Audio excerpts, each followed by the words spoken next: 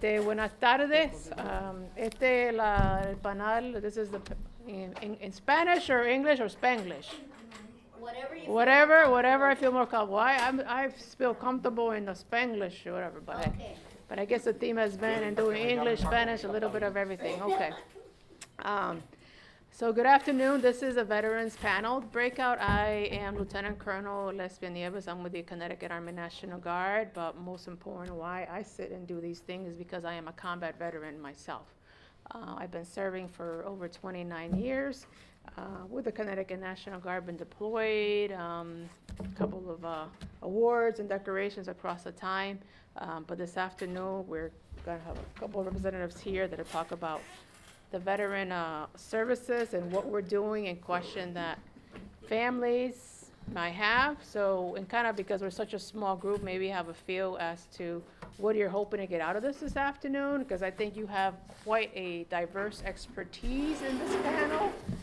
El primer sargento that's been around, I don't know, de que tenía 68 años. 68 años, 29 años de servicio en 3 años de servicio, pero de 12 años en el campo de ayudando veteranos con beneficios. Okay. So, veteranos que tenemos uno, usted es un veterano también, okay, ustedes, las señoras familiares, veteranos, Familiares. familiares, Okay, familiares. Vuelta con veteranos en mi comunidad. Okay. Ok, chévere. Alright. So, tenemos como 45 minutos, casi una hora de poder de hablar algunos temas, pero mi instrucción es de ser la moderadora de este panel. The moderator of this panel was to have all of us talk about what we do in our communities with veterans, and all of us will take a turn, and I'll kind of be the moderator, but also talk about what I do in Connecticut as well, because that's kind of been my focus across my years. But besides being still actively wearing the uniform, and I'm probably the only one here still wearing the uniform, but I'm also very involved in the veterans community. So maybe we could start with Govecindo, talk a little bit about what you're doing, what you've done, and Thank you, Colonel. so I think we have some time. We don't Español, have to sit inglés, que yo hablo 3 idiomas. No hable Español, malo. inglés y por teléfono. I like that. Like that one, right? Copy it down. Como dijo la coronel, mi nombre es Govecindo Gómez. Entré al servicio militar en 1966 cuando me mudé al estado de Nueva York a los 17 y medio años, porque allá me iban a cortar el cuello por cuenta de las mujeres. Ave María. Siempre estaba metido en lío. Pues sucedió, llegué a Nueva York, claramente solo. Empecé a trabajar en una fábrica haciendo zippers, y aquello era un material súper caliente. Lo que ganaba una miseria, claramente. Me fui a visitar Times Square y veía a los tipos en uniforme que se veían bien chulinakis. Vaya, esto me gusta a mí. Y rápido fui a ver el recruiter y dije, mira, ¿cómo yo me meto ahí? Pero no tiene suficiente años. Tan pronto en abril cumple 18, vengo para acá. Y así lo hice. Y rápidamente ingresé en junio del 66, fui a Fort Dix donde cogí mi entrenamiento militar básico y avanzado, y de allí me mandaron unas vacaciones de un año a el gran país de Vietnam, donde claramente confronté la guerra con la compañía del tercer batallón del 21 de infantería, y eso fue súper tremendo. Me gustó tanto que decidí quedarme por los 20 años. Mi carrera militar me llevó a muchos sitios a través del mundo,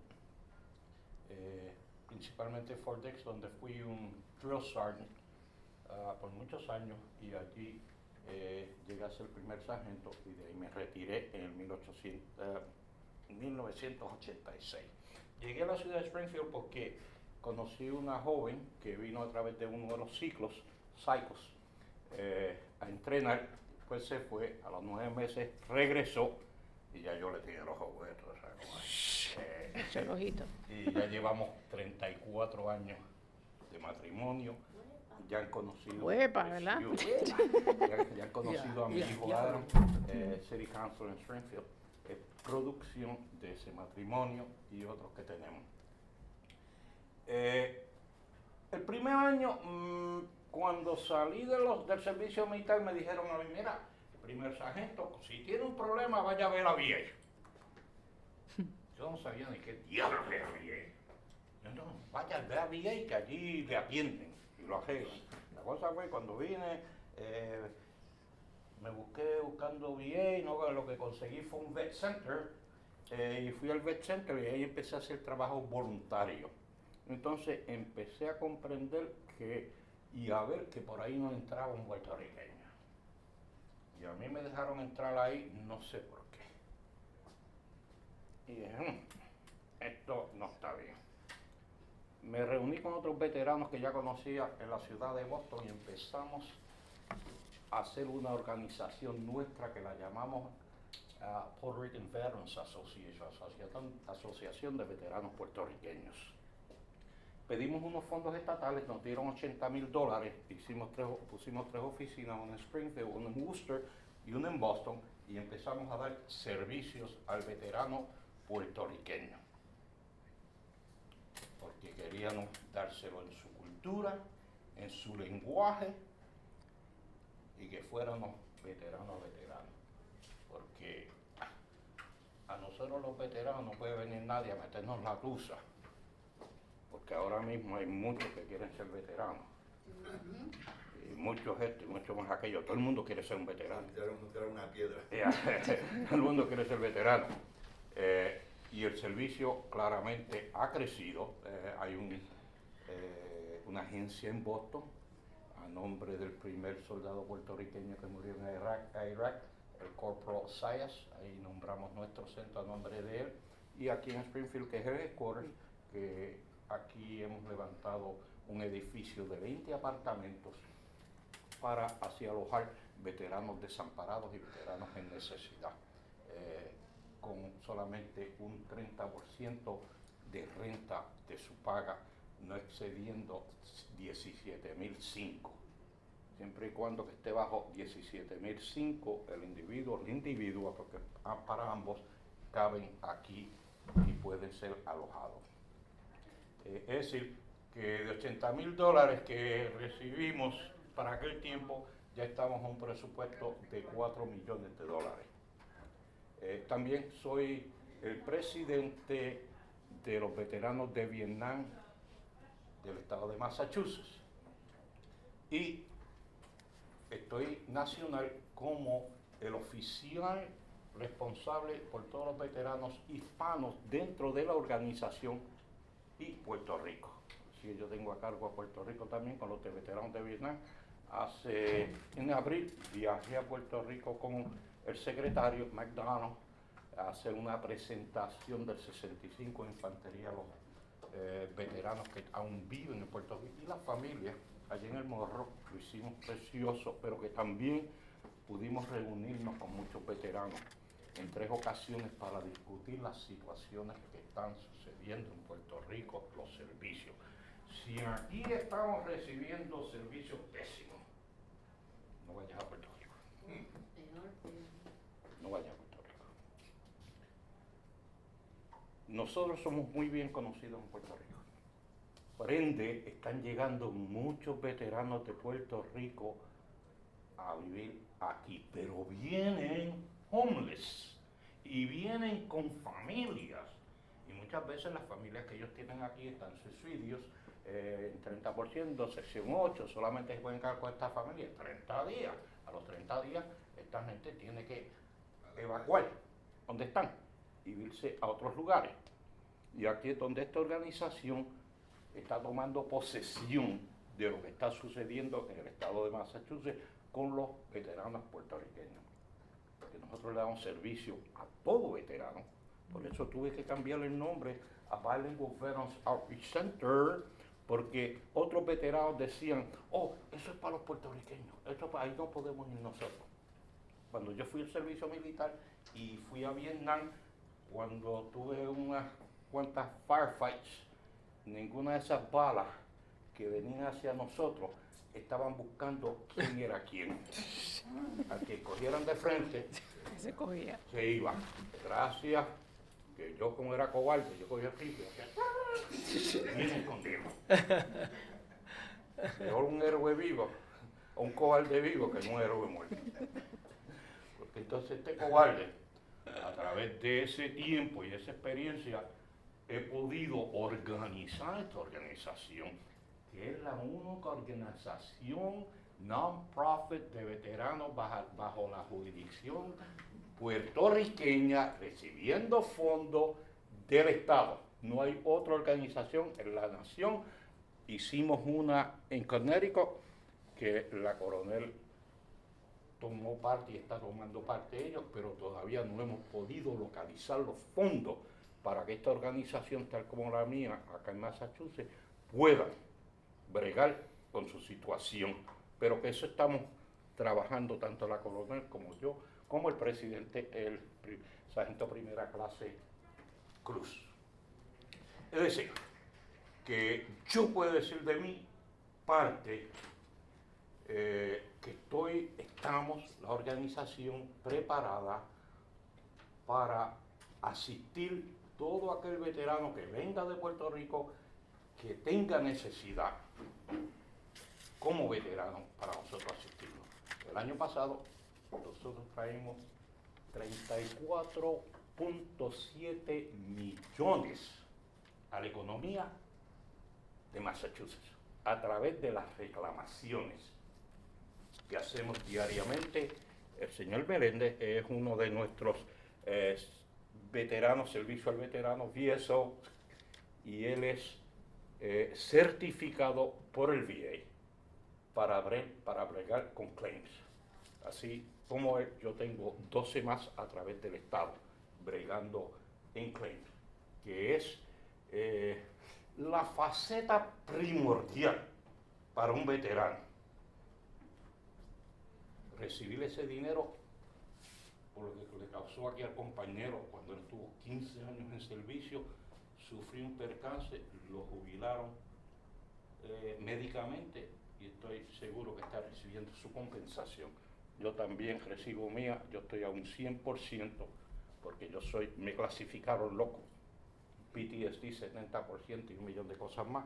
Tengo 260 condiciones, servicio conectado.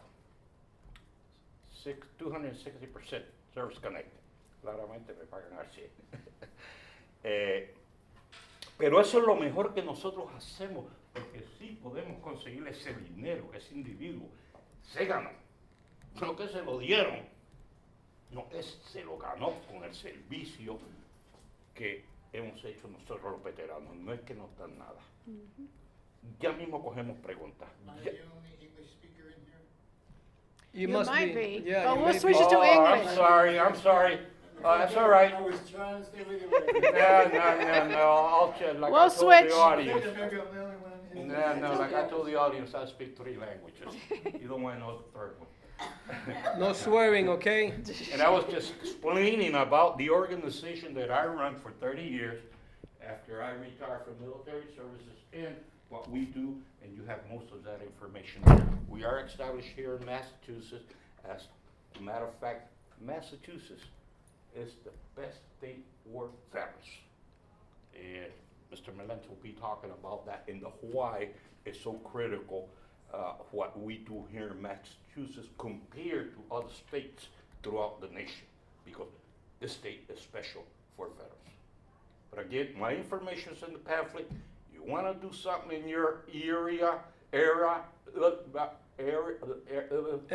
me fue el Area. area, and when you have a veteran that needs help, you got my contact information there. Feel free, shoot me an email, give me a telephone call, and we'll work with it. Thank you, Colonel. You're Thank you. welcome. I just want to share some quick data that I reviewed from the National Center for Veterans. Massachusetts has 379,702 veterans here in Massachusetts. Connecticut, we have a little less. We have about 214,000 veterans. Out of that numbers of veterans in Massachusetts, only 2.4% are actually Latinos. And I think that's an underestimate of number. Why is that? We continue to have an underrepresentation when it comes to us as Latinos going to the VA, registering. It's gotten better because now when soldiers come back from deployments, they have to go. They have to register. But I think the number is probably a little bit higher than is actually represented on here. And for Connecticut, it's about 5% or so. Is mandated to register? To the VA, you have to. Because some of the people that don't, they just came and They don't have to. register. You're only, by not doing so, you right there have eliminated so much benefits and services, not only to you, but to your family. Yes, Mr. Burns? So, Did I say that right? Burns, right? Rhinus. Rhinus, thank you, sir. You're okay. So I'm the CEO at the Holyoke Health Center Mhm. here in Holyoke.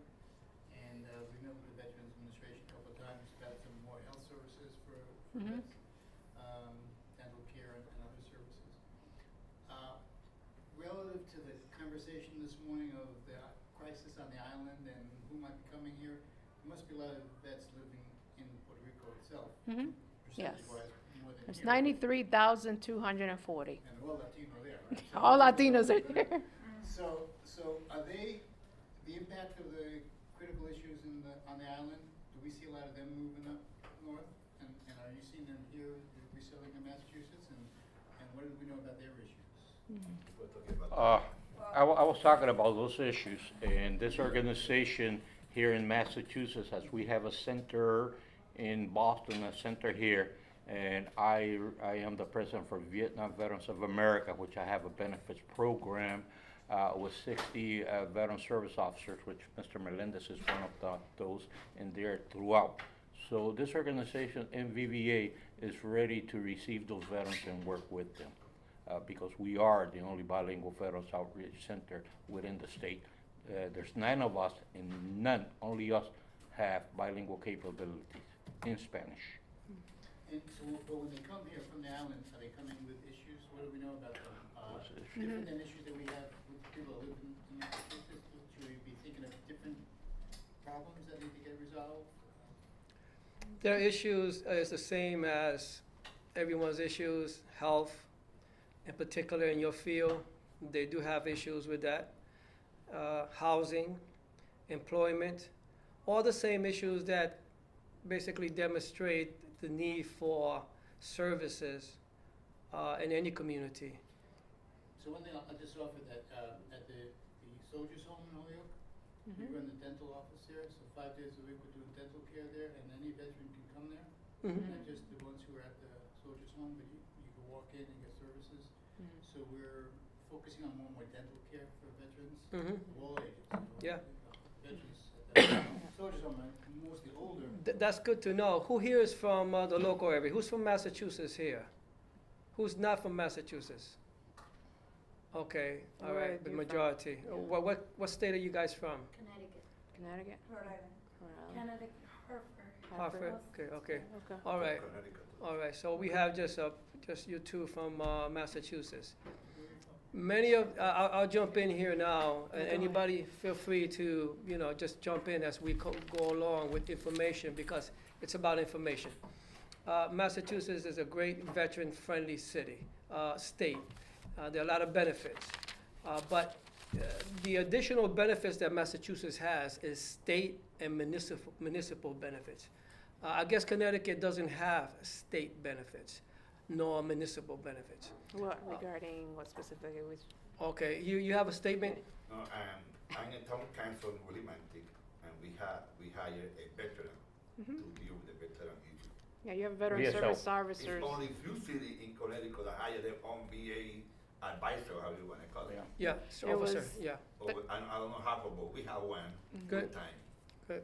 And now we plan to hire assistant. And For you work, other cities, state, and that officer works with the federal government, the no, VA.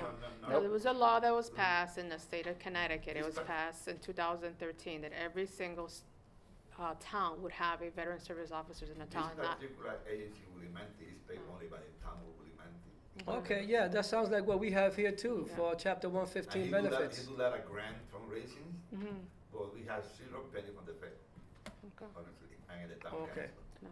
They have mandated the VSOs, but they have not mandated the money The yet. money, Okay, exactly. yeah, okay. There's an So additional. here in Massachusetts, mandated from the federal to the state to the From the city. state. Okay, Yeah, mandated all the stuff from, the state. mandated, thank you, Gomez. Mandated from the state to every city in Massachusetts to have a veteran service officer and a veteran services department that's funded by the state and reimburses the city for their assistance to the local veterans organization. To the local veteran and their needs. So every city has got a veteran services department. And in that department, they take care of their own city veterans. One of the programs that they provide is known as Chapter 115. And that 115 program carries a lot of piggyback programs to include a stipend for financial support, medical reimbursement for, let's say, let me see, there's 109.40, which is for, I think is for Part B, reimbursement for Part B, medical Part B, and reimbursement for medical Part D. Any medical expense that comes out of the pocket of the individual that's in this program gets and a review and a determination if there could be reimbursed for it. Every issue, every individual is worked on a case-by-case basis. And that's Chapter 115 benefits. There's also more that comes with that. And again, you have to be living in Massachusetts, and you should be living in the city to get the individual attention that you're looking for. That also covers Dr. Jay Brenny's program for medical reimbursements for dental care. The city is working with the state to reimburse the individuals for their dental co-payments that, I don't know if you know about that, Jay. Yeah, we do, and what we find is every city, Yeah, their veterans officer they have a different capacity to actually be successful in that. yes, exactly. How much do they advocate for their veterans? Yeah. And if they know how to use the system, some get more That's an benefit than excellent others. point, and it helps me to talk about that very same issue, that it's not consistent throughout the entire Massachusetts. Why is that? Well, you can have individual, personal feelings about it, but again, it deals with experience, education, drive, whether the person is really looking out for the education and keeping up to date and interpreting the bylaws, which comes from the state Massachusetts codes of regulations and the Massachusetts general laws. Just to be clear, is 108 CMR, 108 Codes of Massachusetts Regulations. You can look it up, Section 2. Title 17, and the Massachusetts General Laws. Under that, you'll find Chapter 115 benefits. And the problem here could be identified personally, maybe as prejudice, or maybe as favoritism, or maybe as political gains. Whatever you want to do is not going to change the fact that there is a problem in the system because it's so immense. It's a big maze, and if you go at it by yourself, you'll get lost. And then personal feelings kick in, emotions, and you start then saying, oh, they're attacking me personally. But I want to assure you that it's not a personal attack.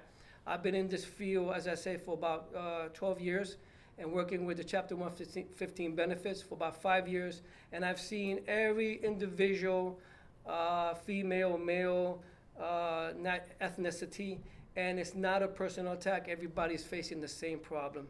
But not everybody knows that because they're fragmented. They're just, living their own lives. The problem is, as you hear through the news, Veterans Affairs is having problems, and it trickles down. The Congress is having problems with determining what to do and how to do it. The lobbyists is trying to force Congress for help here and there. You see and hear that in the political arena. So the bottom line is, and I'll be trying to make it as simple as possible. Veterans have more benefits in Massachusetts than the average citizen. I can't compare to Connecticut, I'm not too familiar. But the problem exists how to maneuver and get your way around that. Well, the Veteran Service Officer, which is established by the federal government to assist veterans, was created, and those are individual chapters. One of them is the Vietnam Veterans of America. The other one you guys probably know is the Disabled American Veteran. Another one is the Veterans of Foreign Wars. You've heard them, probably work with them. And their design, their basically main function is to maneuver you to the right door and to follow up with making sure that the benefits that you're entitled to are obtained. One of the benefits, I don't know, but for some reason I think that you might be interested in is called aid in attendance, which means that an individual is medically unable to take care of themselves and they need the support of another agency to come and pay for their services, and they're just not able to. The federal government has benefits for that, but here in Massachusetts, we have a special program called Aid in Attendance. Actually, I'll take that back. Aid in Attendance is a federal program. And now in Massachusetts, we have under Chapter 115 other benefits that go with that. I have a list here of the benefits that the state provides. I'm just going to go through it just to see if it touches your interest. Annuity. That means if you are, let's say you're a veteran, 100% service connected, we'll give you $2,500 every year because you're 100% service connected, but you have to be from Massachusetts. And then there's bonuses. If you go into the war, Iraq, Vietnam, Afghanistan, Korea, and you live in Massachusetts, you have bonuses that you get for that, for going out to war. There are 3 times, if you go out 3 times, you get 3 times, less every time. Of course, cemeteries, you're able to get buried in the state and federal cemetery. You guys know about that, right? Veteran, you a veteran, sir? No. Okay, you are, right? You know about that, right? Okay, so being a veteran, depending on your status of discharge, you're able to get buried in the state cemeteries practically free of charge. And then with Chapter 115 benefits. The education, the employment, the housing, motor vehicle benefits, again, property taxes, and basically the hospitals. We in Massachusetts, in particular here in Holyoke, we're close to the state hospital. It's a soldier's home, as Jay basically talked about.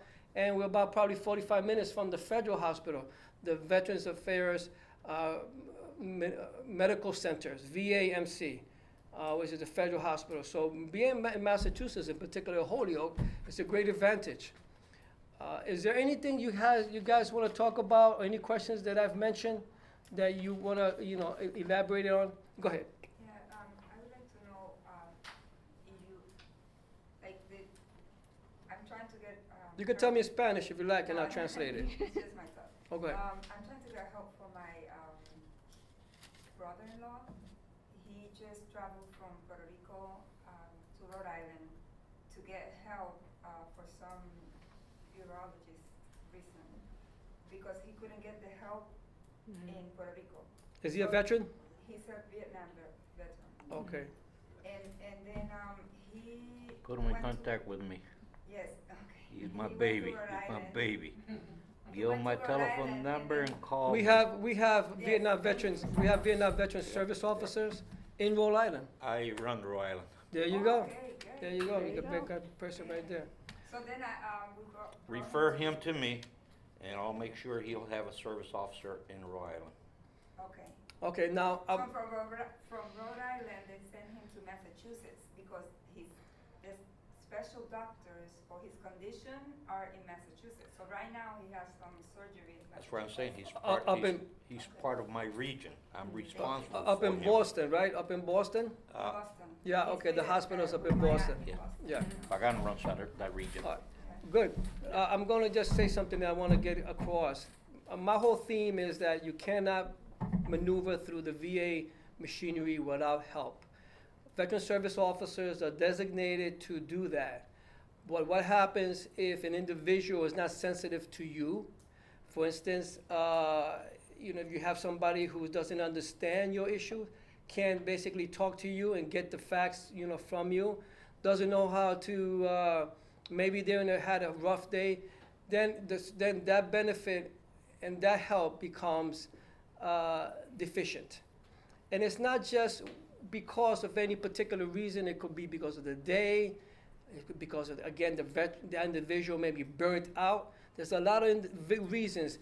But my advice to you would be is not to stop and give up on it. I've seen cases that have been won 10 years. In particular, a Puerto Rican veteran from Puerto Rico came into our office when I was working with Gumasindo, and after 10 years, he won his case. And when I talked to him, he basically kept track of everything, made copies of all the documents that he worked and dealt with. He never gave anything without getting copies. Put it all together, understood his claim and his problem, and explained it to me, and I was able to move forward with it. And along with my other colleagues together, eventually he won his case. And there are other cases where veterans take years to win their case. The point is, when you come across a roadblock and a door, don't stop.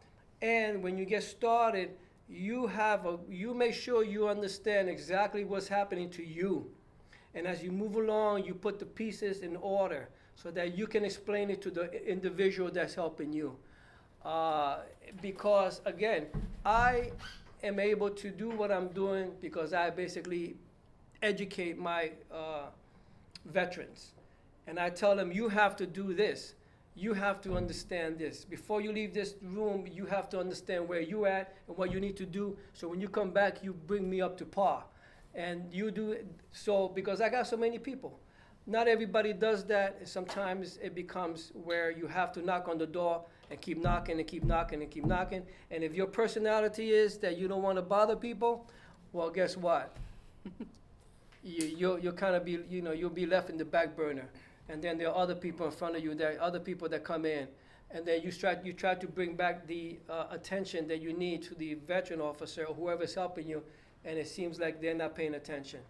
When you come across that, I recommend you talk to their supervisor. If you come across someone who's trying to help you and they're not helping you, talk to their supervisor. Their supervisor doesn't want to help, talk to their supervisor. Work your way up the chain of command, and you'll be surprised how that helps. Really, that's what I wanted to say, that I think would be beneficial for every individual that gets into getting their benefits from either the VA or from the state or municipal. Let me jump in there for a minute. Let me tell you the mission, my belief, the mission that the VA has. Mission has a mission. And we as VSOs have another mission. Anybody knows what the VA mission is? Support the veteran. No. The VA is designated to do it as difficult as they can to ensure that you don't get jack shit.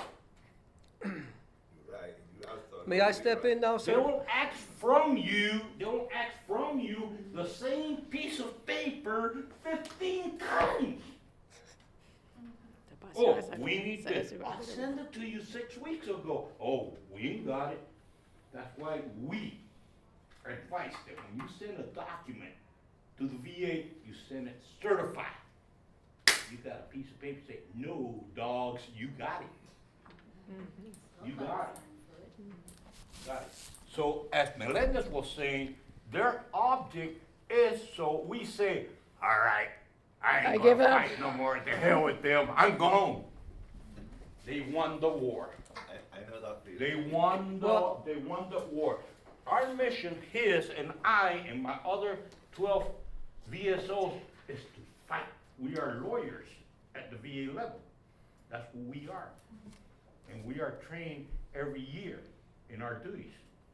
And we have to fight the VA. Why you have to give the colonel what she deserves, because she's got a paperwork to say it happened in military service. And you have to pay her.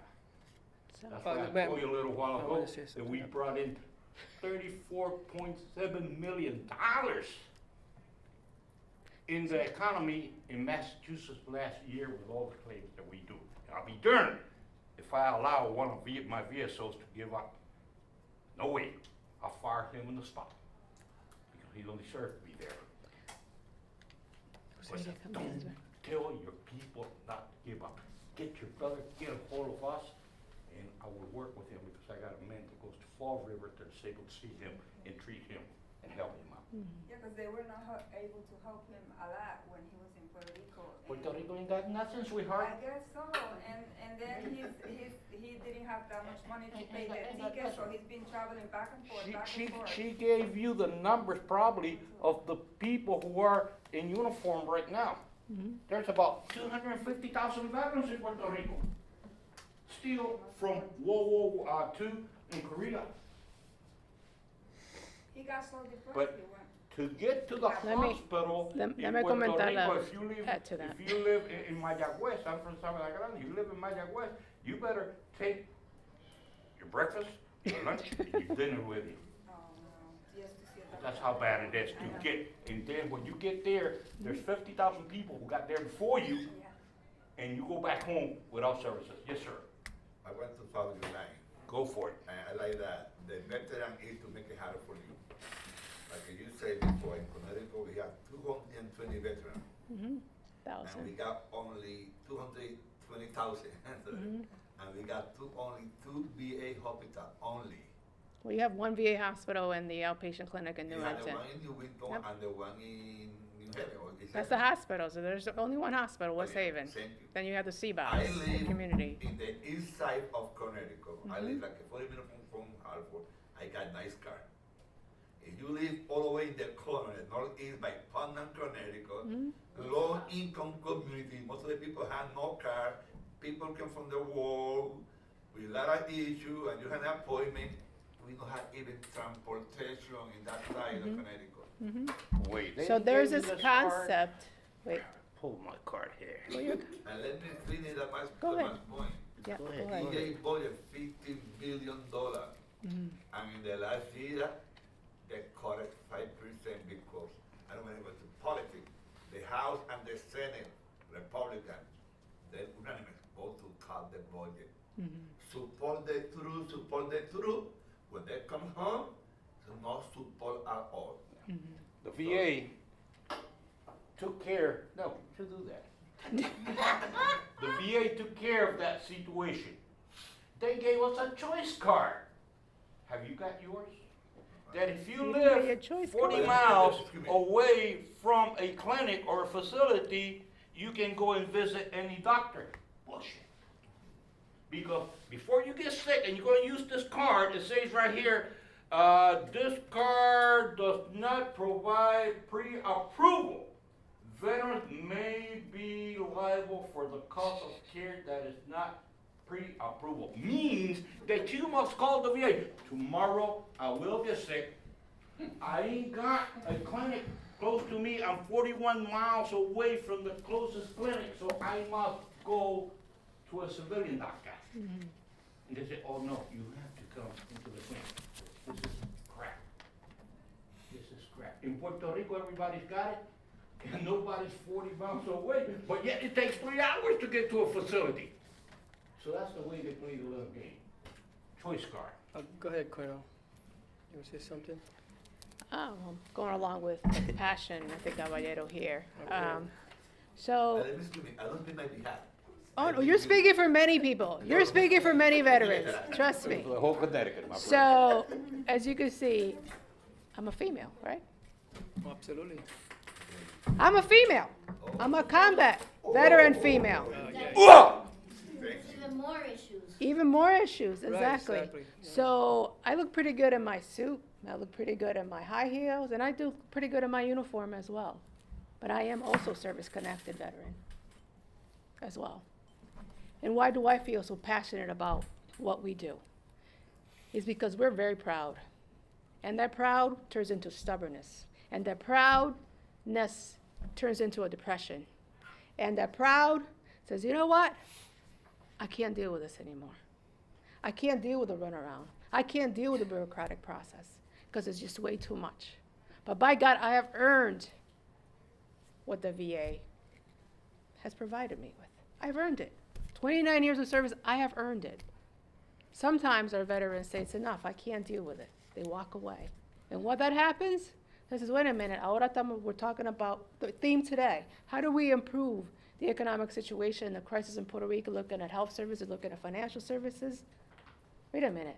If this so many, I mean, you have 93,000 veterans in Puerto Rico, and out of that, you have a percentage of them that have not provided a claim to, I mean, that's a lot of income that's not being received. I'm just putting real simplistic terms, per se, but that's, Well, I mean, if I can make a question. no, go ahead.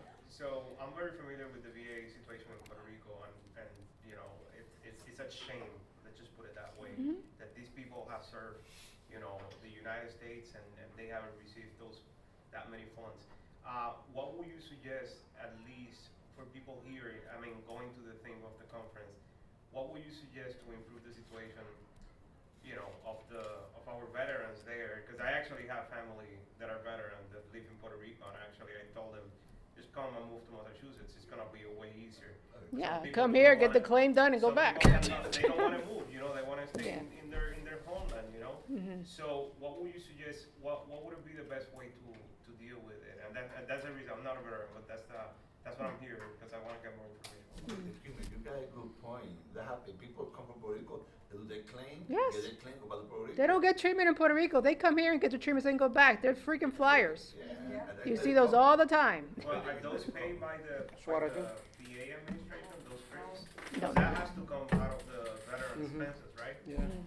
But you do have, and I'll just make a comment, you have many, many veteran services organizations out there, nonprofits, and you see them popping up everywhere, ¿verdad que sí? Collecting chavitos por ahí por Stop and Shop y But todo eso. Puerto Rico's unique. They are. Puerto Rico's unique. Puerto Rico, if you ain't got money to pay somebody, he's not going to deal with your claim.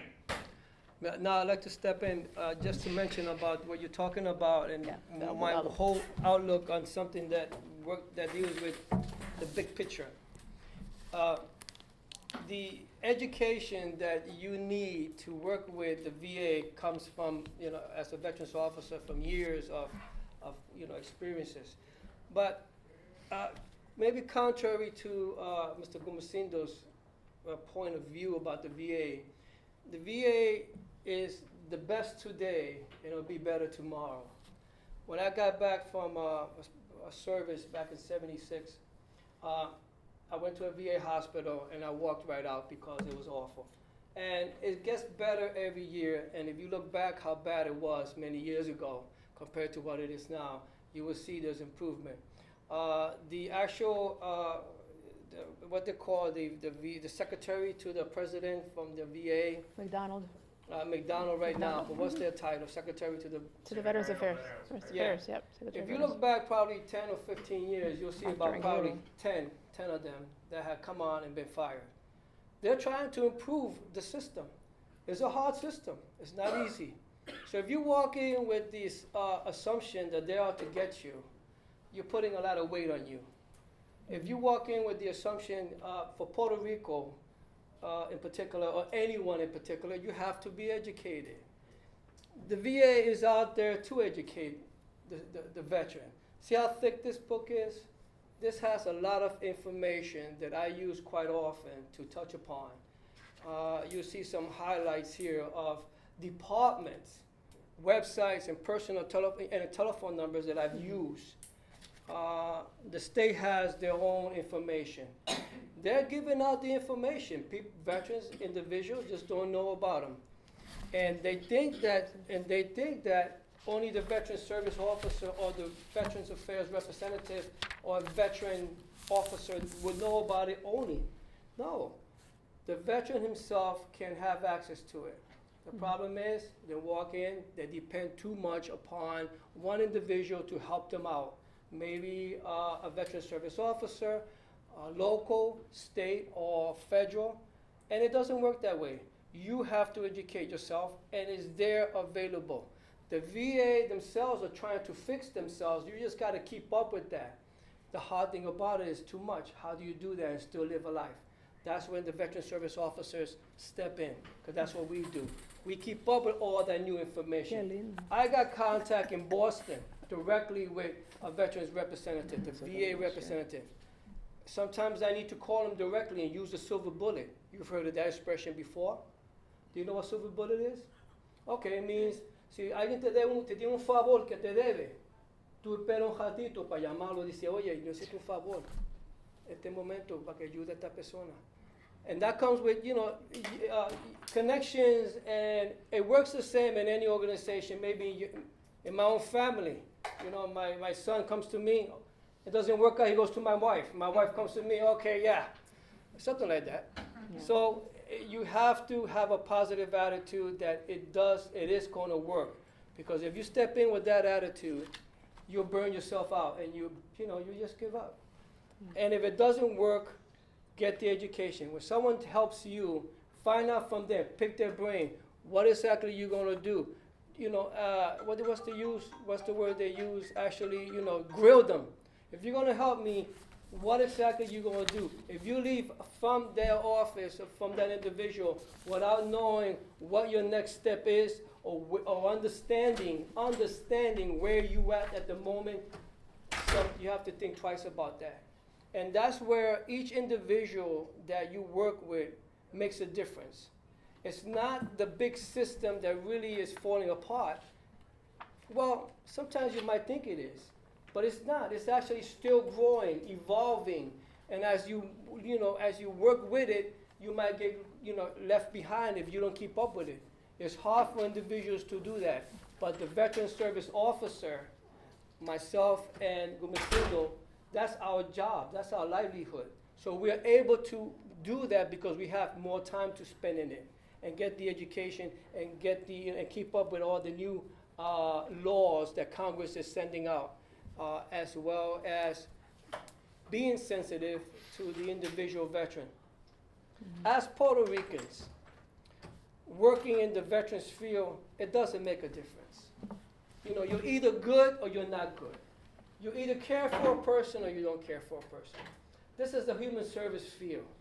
And you either work with a person or you don't. If you got sometimes if you come across someone that really, throws you off pushes your buttons, you have to work on yourself to how to fix that, to go back to work. That's my whole philosophy. So if you do come across people that don't work for you, don't take it personal. And go to the next level. Don't be afraid to go to the next level. And let me speak to your boss. If I have a problem with you, Jay, and it doesn't work out with you, you say, well, Fredo, I want to talk to your boss. And I have to connect you to Gumesindo. You have to, it's a law. And that's the same for anybody. And that's how it helps to get the process going. But the main thing is to have an understanding of what your situation is.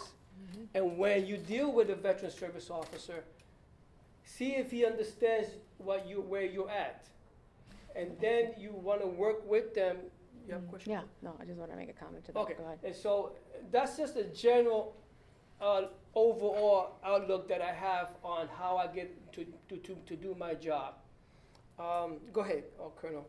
No, if anything you walk away with today, like you said, to understanding what that veteran is eligible for.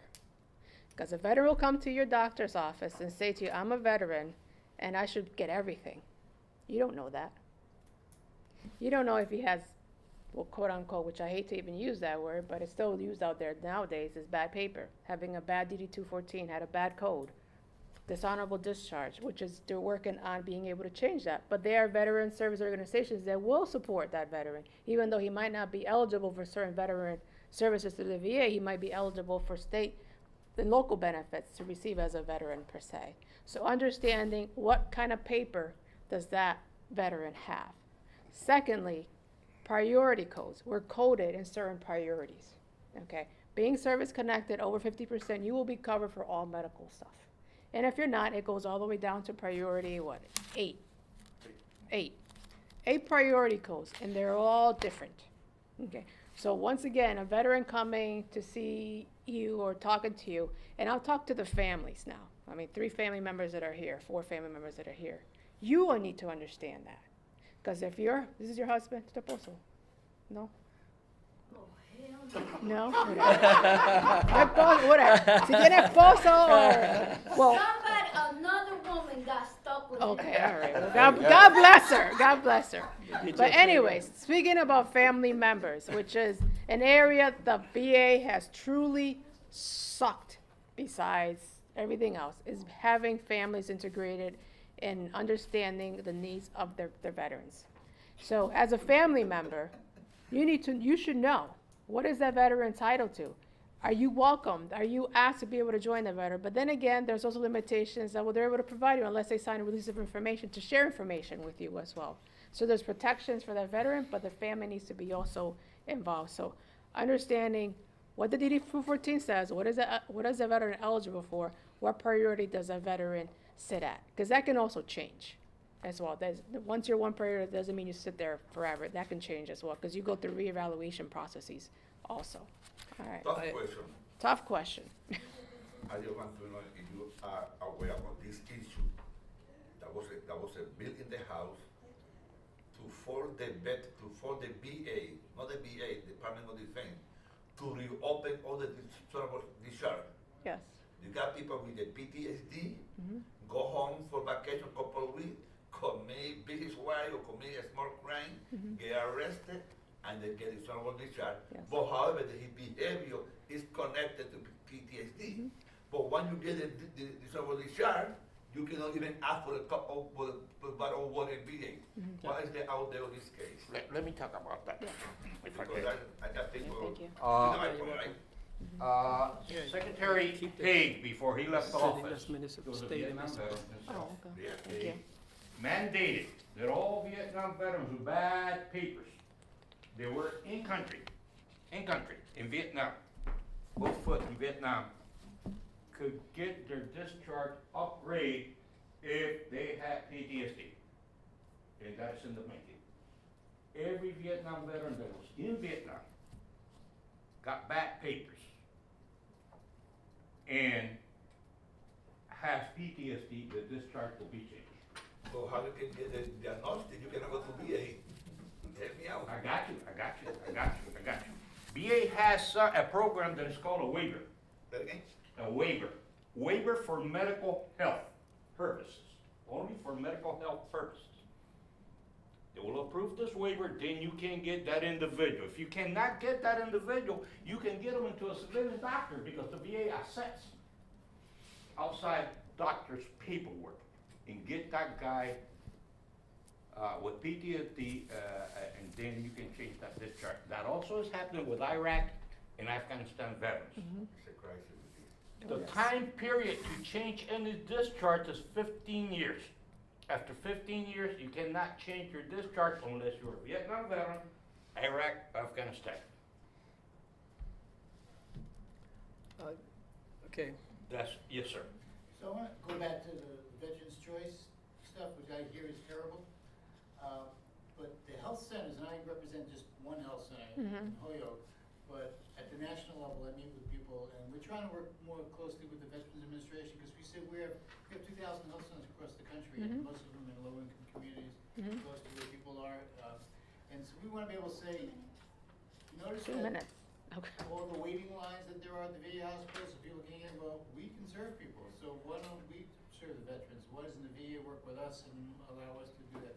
So we're trying to be much more interactive with the VA system. But if an individual veteran came into the Hoyok Health Center, if you had a guy coming to me, we take care of people regardless of their income.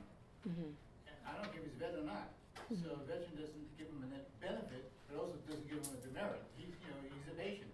So I think if they can't get into the VA system, every state, including Puerto Rico, has health centers. At some point, I think we'd like to work with the federal folks to say, why don't you let them come to health centers in addition to going to VA centers? More access. They're starting to So- make so we're progress with starting. that. But I think I spoke to a doctor in Springfield who's Yeah. part of the VA system, and he says, oh, the Veterans Choice is terrible. It's more paperwork than it was Well, before. You know, they're in the So I know process, they're involved. if the Republicans again take care, and I'm sorry I have to mention them, take control of the House in the Senate again, they're going after privatizing VA. Uh-oh, yes, yes, be alert to that. We have to fight back. They're talking in the new Congress, if it becomes a Republican Congress, a Senate, they're gonna want to privatize VA. As it is, you know, we hold our government responsible because they were the ones who sent us to war in uniform. It was not a private provider. So the private provider, that's not my responsibility. As long as I get my money to serve these people, as long as I serve them, the heck with them. So that's why we cannot afford that to happen. Before we close, I would like to say that what he mentioned was points of interest, which is education and experience. What she talked about was, which means, like, let's say you have a person who's 100%, they get a lot of benefits. A person 20% and below, the spouse is not included. Only at 30%, the spouse is included. Little stuff like that. Windows of opportunity. You have, was it 12 years you said to upgrade? 15. 15 years to upgrade a bad discharge. That's the information I'm talking about. That's in the regulations, is in the manual somewhere, and for the average individual. And there is a process for everything, and there is assistance for any situation. Or what matters is the actual, thinking out of the box, how you can work this out, and that depends on the individual you're working with. Jay, Chapter 115, Department of Veteran Services Department in Holyoke, any veteran that goes to your location, send them to our office, and we'll determine if they're able for that 115 benefit. Because if they are, then we can guarantee that whatever amount you pay, we'll be able to cover any of their expenses as well. I don't know if you're aware of that. You know what, not in particular, and I don't know if my staff would ever know that, because I've never really brought that up to my staff. Yeah. We'll just say, come on in, we'll take care of you, but we should build a government so they can give us Yeah. more money, and So- then we can take care of you. Let me give you my card, and you can call me, and I'll give you more information. Let me see. Is this yours, the one I gave you? Or you I have think I another have another one here. one? This is one for the All right. city. Well, in closing, are you all set, Good Vecino, First Sergeant? Heck no, buddy, let's close. I know, let's close. All right. Wow. We can, Without word. we can stay here for a while, like all the topics here today, but I'll hopefully be able to walk away with some information. And every single state, like I said, there's a federal, the state, and the local level, but I think what makes a difference is the local level. There's a lot of veteran service organizations that are making a difference, just as two gentlemen are, being able to meet those basic needs of our veterans. You So have my tap into those website on needs. that brochure. You can educate yourself on that website, but the biggest thing here is education. Educate yourself Stay- about the benefits. Stay connected. If you have any questions, get our numbers anyhow. Stay connected. Call us. And go through the whole web, manuals. If you have any questions, contact wherever you I'll can. write it down also. The key is to stay connected and have golden rule somewhere, Realmente. a number, you need that. It helps. Okay. It helps so much. That's why I'm very positive about the Veterans Affairs. Thank you for coming. I Appreciate it. Thank you. Thank you. I communicated